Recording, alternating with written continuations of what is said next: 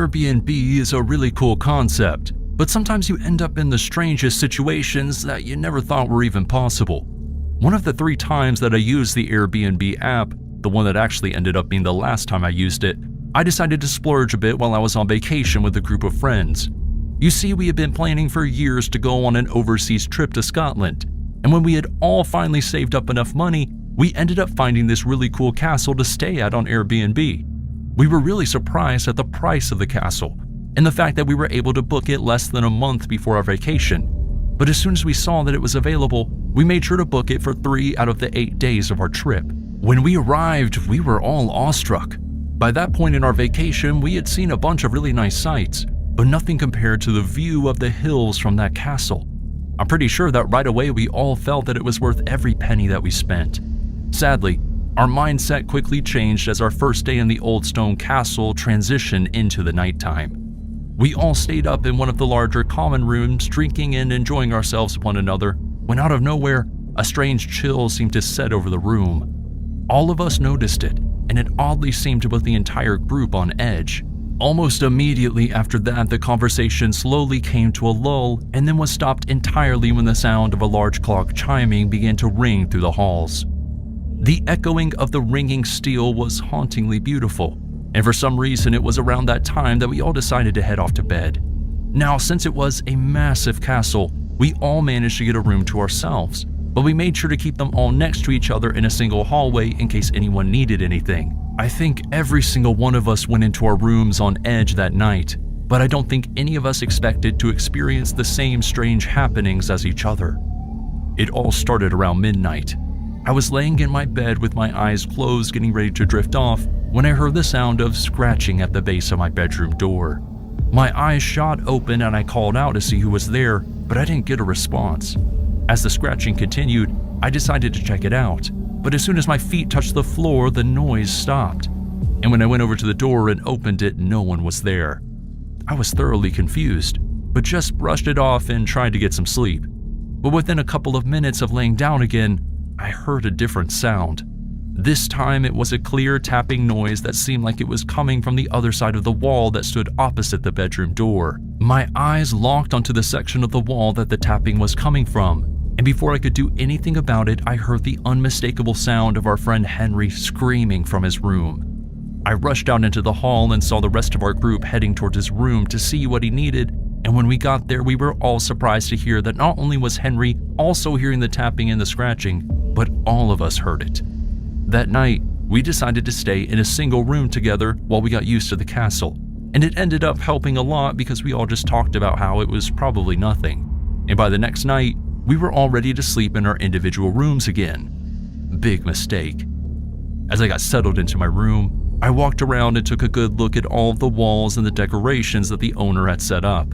And as I made my way over to the section of the wall that I undoubtedly heard the tapping noise coming from, my eyes widened as I noticed a small hole going right through the stone. I squinted my eyes as I looked at it, and my vision slowly focused on the dark circle of empty space in the stone wall. And what I noticed sent me screaming and running out into the hallway. Through the hole, as my eyes focused, I noticed a small shimmer as if there was light reflecting off of something, and as I looked closer, I could clearly see someone's eyes staring back at me. I let out a loud scream and ran out into the hallway to let everyone know that we were being watched. I showed them all the holes in the wall, but when we shined a light through, we couldn't see anything other than what looked like an empty space between the walls. We all decided that even though we spent money on it, we didn't want to risk spending a third night in that castle, and ended up leaving that night and sleeping at a nearby motel for the next 2 days. Interestingly enough, as we all talked about the castle, I'm pretty sure that every one of us mentioned feeling like we were being watched at some point. It's unclear how long or how often whoever it was in that castle was watching us through those walls, but I'll never trust an Airbnb again.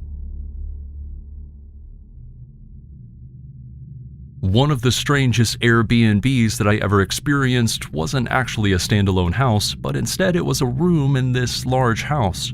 The host had listed 4 different rooms on Airbnb, and then all of the guests just shared the large common area.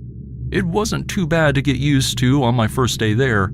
I mean, sure, it was weird to share a house with strangers, but because I was on a road trip by myself and only needed a single room for a few days, it seemed like a sweet deal. Now, the one thing that stood out to me when I met the host and the person who lived in the master bedroom was that they claimed no place in the house was off limits except for the basement. He seemed very adamant that none of us go near the basement.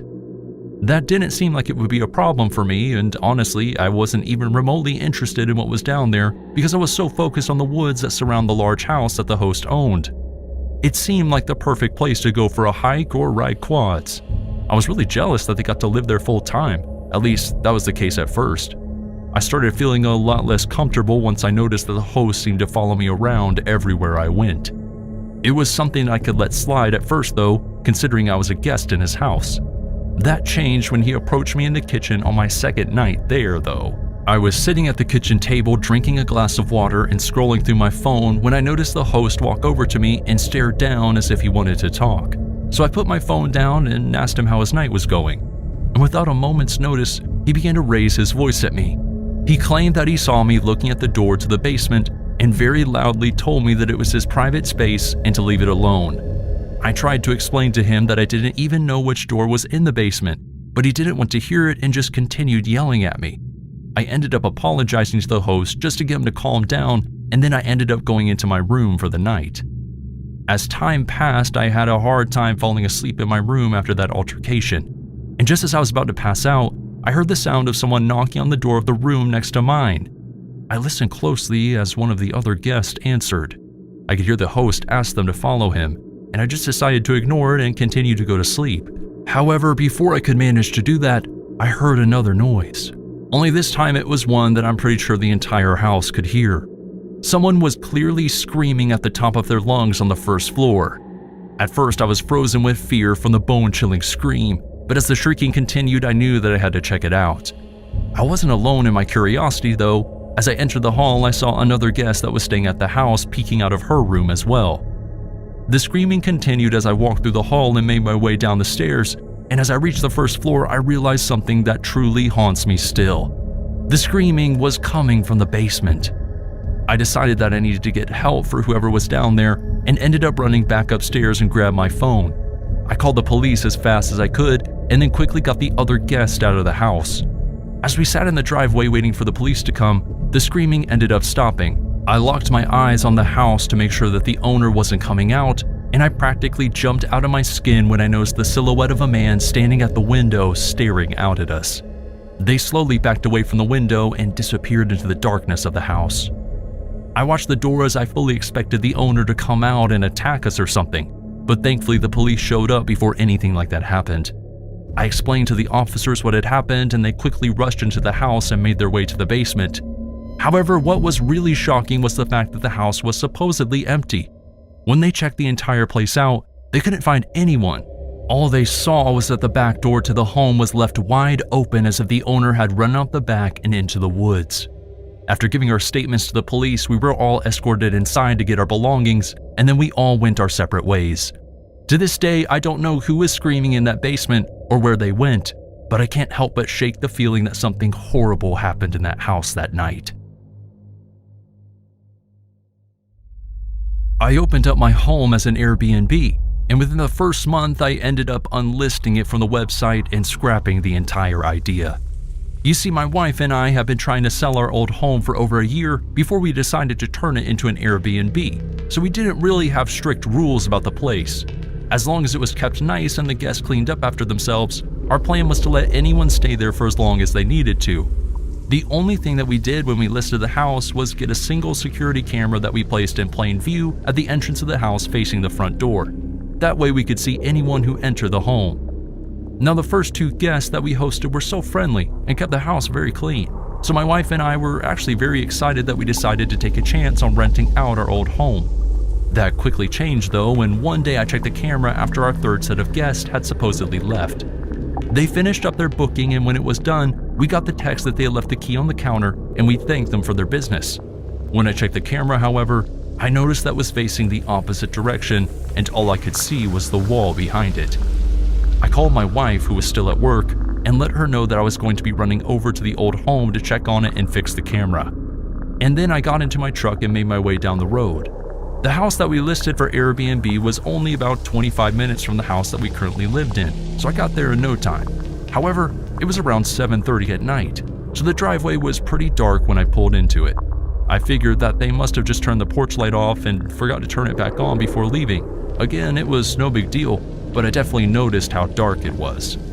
I carefully made my way up the gravel path into the front door of the house, and this is where things took a serious turn. As I reached out for the handle, the door ended up swinging open on its own without me even touching it. I was really confused by that, so I took a second before walking inside, but as I looked into the house, I couldn't see anything unusual. Eventually, I mustered up the courage and made my way through the threshold and into the home. That was when I felt something hard hit me from behind. I dropped to my knees and then turned around as fast as I could to see what had hit me. And that was when I saw someone standing in my house holding something in their hand that looked like a bat or pole of some sort. I put my hands up in front of my face to protect myself from any incoming attack, but that was when I was grabbed from behind by another assailant. They pulled me to the ground and held me there as the man who struck me in the back began digging through my pockets. They pulled my phone, my keys, and my wallet out of my pocket before letting me go. But I didn't even get to pick myself off the ground before I was struck over the head with a bat again. Everything around me went black as I fell back to the ground. I woke up a couple of hours later to my wife, who was shaking me awake. She said that an ambulance was on the way and that she had come to check on me after she got home from work and noticed that I still wasn't back. My wife also told me that my car wasn't in the driveway, and I knew right away that they had stolen it. After the ambulance came, I told my wife to call the police and to cancel the cards that we had in my wallet. I ended up needing 3 stitches on my forehead where I had been hit by the one assailant, and according to the police, there was no evidence that would help us find them. They never even found my car. We immediately chose to unlist the house from Airbnb and just try to continue to sell it.